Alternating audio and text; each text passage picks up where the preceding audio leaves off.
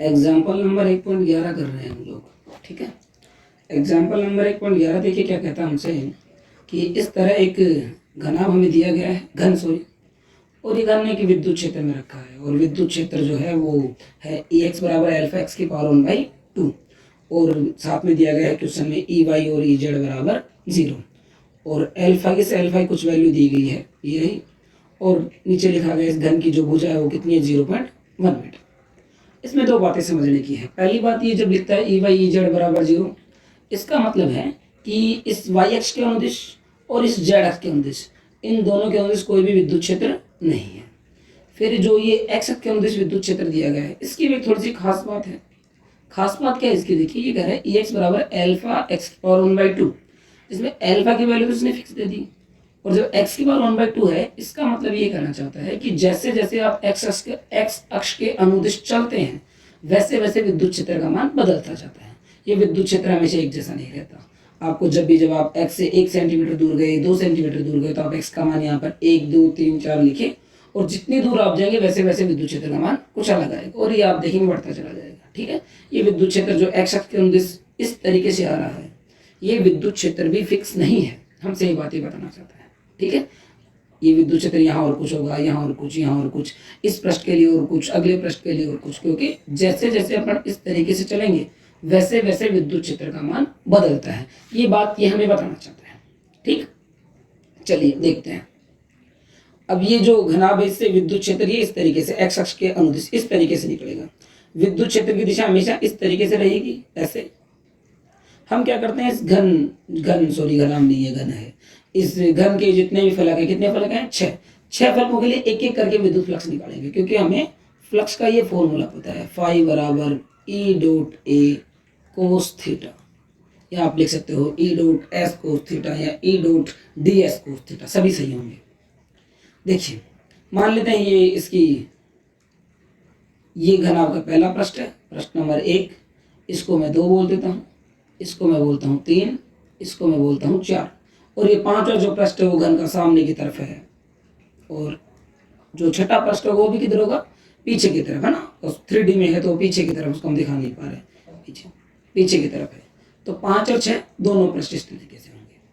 अब आप देखिए विद्युत क्षेत्र हर पृष्ठ पे कैसा है। जैसे मैं इस पहले पृष्ठ की बात करूं, पहले पृष्ठ पे विद्युत क्षेत्र कैसा है, विद्युत क्षेत्र तो एक्स अक्ष के अनुदिश है, तो विद्युत क्षेत्र पहले पृष्ठ पे इस तरीके से है। विद्युत क्षेत्र इस दूसरे पृष्ठ पे भी ऐसे ही है, इस तीसरे पे भी ऐसे ही है, चौथे पे भी ऐसे ही है, पांचवे पे भी ऐसे ही है, और छठे पे भी ऐसे ही है। विद्युत क्षेत्र की दिशा हमेशा एक्स अक्ष के अनुदिश। अब दूसरा देखिए ए मतलब क्षेत्रफल सदिश। क्षेत्रफल सदिश का मतलब क्षेत्रफल की दिशा, और क्षेत्रफल की दिशा होती है हमेशा तल के लंबवत। जिस तल के आप क्षेत्रफल की दिशा की बात करें उस तल के हमेशा क्या बनानी है, लंबवत। तो देखिए ये 1 है, इसके लिए लंबवत करेंगे तो किधर आएगा, नीचे की तरफ, तल के लंबवत नीचे की ओर, इस तरीके से। आप 2 की बात करेंगे तो 2 के लिए क्षेत्रफल सदिश किधर आएगा, तल के लंबवत बाहर की ओर, इस तरीके से। मैं इस क्षेत्रफल सदिश को अलग रंग से, कलर से दिखा देता हूँ ना। मान लीजिए ये है, ठीक है। तो क्षेत्रफल सदिश कैसे आएगा, ये अगर अपना ये ई इस तरीके से था, ये अपना जो ई है वो अगर इस तरीके से था, तो जो क्षेत्रफल सदिश है वो हमेशा होगा तल के लंबवत। तो देखिए तल के लंबवत हम इसको बनाते हैं, तो तल के लंबवत देखिए, इस तल के लंबवत ऐसे, ठीक है। इसके लिए ये तो सतह से खड़ी है, तो इसके लिए तल के लंबवत बाहर की ओर इस तरीके से। इसके लिए तल के लंबवत ऊपर हो जाएगा, इसके लिए तल के लंबवत इधर ही हो जाएगा। अब 5 के लिए जो तल के लंबवत होगा वो बाहर की तरफ आएगा, आपकी मोबाइल के स्क्रीन के बाहर की तरफ, मैं उसको दिखा नहीं पाऊंगा, मोबाइल के स्क्रीन की तरफ बाहर की तरफ आएगा। और 6 पीछे की है तो 6 चला जाएगा पीछे की तरफ, मोबाइल की स्क्रीन में अंदर की तरफ। तो इस तरीके से दिशा होगी। अब अगर आप थीटा की बात करें, ध्यान देखिए, अगर आप थीटा की बात करें, ई आपका इस तरीके से है, ए आपका नीचे की तरफ है, तो थीटा यहाँ होगा 90 डिग्री। यहाँ थीटा ई ऐसे है आपका, और ए आपका ऐसे है, तो यहाँ थीटा होगा 180। यहाँ आपका ए ऊपर की तरफ है और जो ई है वो ऐसे है, तो थीटा होगा 90 डिग्री। ई और ए दोनों समान दिशा में है, तो थीटा होगा 0 डिग्री। 5 और 6 के लिए बाहर जाए चाहे अंदर जाए, दोनों ही केस में थीटा कितना है, 90 डिग्री। दोनों केस में थीटा कितना है, 90 डिग्री। ये इस तरीके से होंगे। तो आप एक बात देखेंगे कि जो सतह 1 है और जो दूसरी सतह जिसे अपन सतह नंबर 3 की बात करते हैं और सतह नंबर 4 नहीं, हम बात करेंगे सतह 5 की और सतह 6 की। इन सभी के लिए आप एक बात को नोट कीजिए, 1, 3, 5 और 6, इन सभी के लिए थीटा कितना है? 90 डिग्री है। और जैसे ही थीटा का मान 90 होगा तो कोस 90 का मान 0, यानी सतह 1, 3, 5 और 6 इन सब से गुजरने वाला फ्लक्स कितना होगा? 0। 1, 3, 5 और 6 इन सब के लिए फ्लक्स होगा 0। और अब बात कीजिए 2 और 4 की। 2 के लिए थीटा का मान कितना है? 180 और 4 के लिए थीटा का मान कितना है? 0 डिग्री। तो फ्लक्स जो है वो सिर्फ 2 और 4 में से ही निकलेगा। आप इस बात को ऐसे समझ सकते हैं, या पर आप ऐसे भी समझिए, देखिए विद्युत क्षेत्र रेखाएं इस तरीके से आ रही हैं जैसा कि डायग्राम में दिखाया गया है। विद्युत क्षेत्र रेखाएं ऐसे आ रही हैं, तो विद्युत क्षेत्र रेखाएं जो हैं वो सिर्फ 2 और 4 में से ही गुजरेंगी, बाकी जो हैं उनमें से कोई विद्युत क्षेत्र रेखा पास नहीं होगी। तो फ्लक्स सिर्फ 2 और 4 के लिए है। तो मैं इसको ऐसे लिखूंगा कि जो फ्लक्स है वो फ्लक्स, कुल फ्लक्स वो होगा एक तो सतह 2 के लिए और एक होगा सतह 4 के लिए। ठीक है, इन दोनों का हम लोग निकालते हैं। ध्यान देने की बात है, सतह 2 के लिए थीटा का मान 180 डिग्री है और सतह 4 के लिए थीटा का मान 0 डिग्री। इसको हम आगे लिखेंगे, देखिए। और ये सूत्र तो आपको पता ही है। मैं अगर इसके लिए लिखूंगा 2 के लिए तो मैं लिखूंगा E2 पर विद्युत क्षेत्र, और E2 जो भी क्षेत्रफल है वो, या E2 के लिए मतलब क्षेत्रफल यहाँ आएगा, इस भुजा का जो भी क्षेत्रफल है, इस सतह का जो भी क्षेत्रफल है, इसको मैंने E2 नाम दे दिया है। और और साथ में क्या आएगा? Cos theta. अगले के लिए लिखेंगे सतह 4 की बात करेंगे तो सतह 4 पर जो विद्युत क्षेत्र होगा उसको मैं E4 बोल दूंगा। सतह 4 का जो भी क्षेत्रफल होगा इसको हम A4 बोल देंगे, और कोस जो भी कुछ होगा थीटा, यहाँ कोस 180 और यहाँ कोस 0, ये आप ध्यान रखेंगे। यहाँ से देखिए आगे, ये मैंने लिख दिया सतह 2 के लिए कोस का मान, थीटा का मान 180 डिग्री और सतह 4 के लिए थीटा का मान 0 डिग्री। कोस 180 का मान होता है -1, तो माइनस यहाँ आ जाएगा, और 0 के लिए 1, तो ऐसे कैसे। अब हमें E2 और A2 के मान भी हम देखते हैं, E2 और A2 के। E2 देखिए, E2 क्या है? सतह जो 2 है उस पर उत्पन्न होने वाला विद्युत क्षेत्र। विद्युत क्षेत्र का जो सूत्र हमें दिया गया है जर्नल, अल्फा x की पावर 1/2। तो देखिए अल्फा सबके लिए अल्फा ही है, सतह 2 के लिए x कितना है? हम वापस चलते हैं उस पर। ये आपकी सतह 2 है, इसी को आपने सतह 2 नाम दिया है। इसकी सतह के लिए x का मान देखिए, ये यहाँ से शुरू होगा तो यहाँ चलते चलते x का मान कितना हो जाएगा? a। तो सतह 2 के लिए x का मान कितना है? a। या मैं कहूँ सतह जो a है, सतह जो 2 है वो इस मूल बिंदु से कितनी दूरी पर है? a दूरी पर है। ये ऐसा क्वेश्चन में दिया गया है।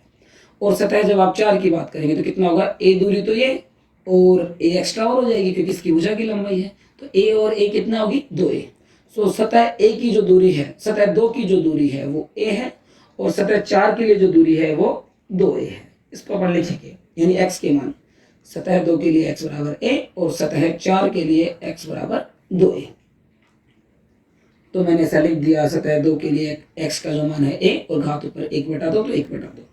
सतह 2 का हम क्षेत्रफल भी निकालेंगे, और सतह 2 जब आप देखोगे तो सतह 2 ये है, और जो कि क्या है? एक घन है, तो जो सतह 2 होगी ये क्या होगी? वर्ग होगी, और वर्ग का क्षेत्रफल होता है भुजा स्क्वायर। तो मैंने लिख दिया भुजा स्क्वायर। भुजा कितनी है? a, तो a स्क्वायर मैंने कर दिया है। आगे देखिए, जब 4 की बात करेंगे, 4 के लिए विद्युत क्षेत्र वही फॉर्मूला जो जर्नल है, अल्फा x की पावर 1/2। और अब देखेंगे हम अल्फा और x की पावर, सतह 4 के लिए x का मान जो है वो कितना है? 2a और घात 1/2। और आगे लिखेंगे अल्फा ऐसे कैसे, जब 2 की घात करेंगे 1/2 मतलब यानी कि √2, और a की घात मैंने 1/2 ऐसे कैसे रख लिया। और जो सतह 4 है उसका क्षेत्रफल, उसका भी क्षेत्रफल क्या होगा? a square. ये मैंने ऐसे कैसे लिख दिया।